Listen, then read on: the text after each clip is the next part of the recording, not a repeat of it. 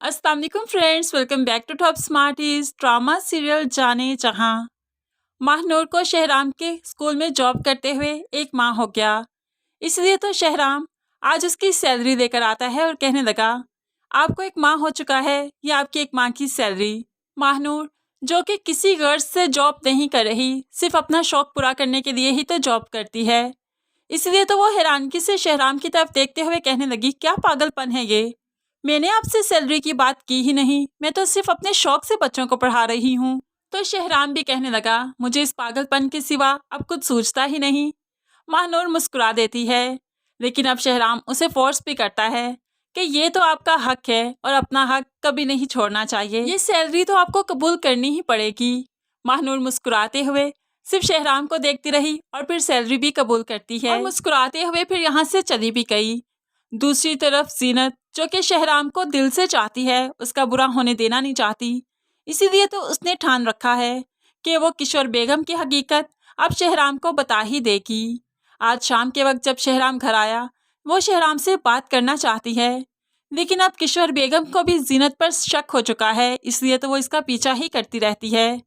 जब वो शहराम के पास खड़ी हुई बात करने लगी तो किशोर बेगम ऊपर से आ जाती है। तभी तो जीनत कुछ बता नहीं पाई, कुछ कह नहीं पाई और किशोर बेगम जीनत को किसी काम का बहाना करते हुए यहाँ से ले जाती है। लेकिन जैसे ही शहराम के कमरे से लेकर गई तो बाहर जाकर बुरी तरह से उसे फेंकती है और कहने लगी, क्या औकात है तुम्हारी, मेरे सामने खड़ी होने चली हो, मैंने तुम्हारे लिए क्या कुछ नहीं किया, तुम्हें फर्श से उठाकर अर्श पर बिठाना चाहा, लेकिन तुमने दिखा दी ना अपनी छोटी औकात, अब तुम यहाँ पर नहीं रह सकती।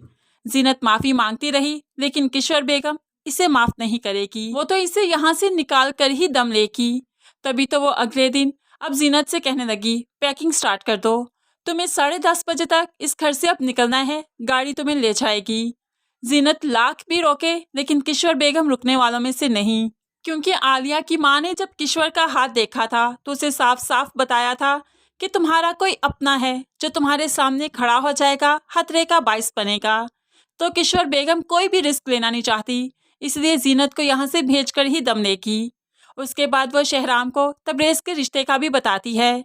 आलिया और तबरेज़ का रिश्ता पक्का हो गया। शहराम तो तबरेज़ के लिए बहुत खुश है, लेकिन तबरेज़ अपने ही रिश्ते से खुश नहीं। ये तो माँ के इसरार करने पर और समझाने पर ही वो माना है, वरना वो आलिया से शादी नहीं करना चाहता। ऐसे में अब्दुल जो आलिया को पसंद करता है तो तबरेज़ के पास ऑफिस में उससे बात करने आता है और कहने लगा, आलिया और मैं बहुत अच्छे दोस्त हैं। तो ऐसे में तबरेज़ तो खुश हो गया, क्या मतलब, और बताओ और क्या है। देखो अब्दुल, मुझे अभी सब बता दो, अगर तो कुछ और बात है तो मैं रिश्ते से इनकार कर देता हूँ।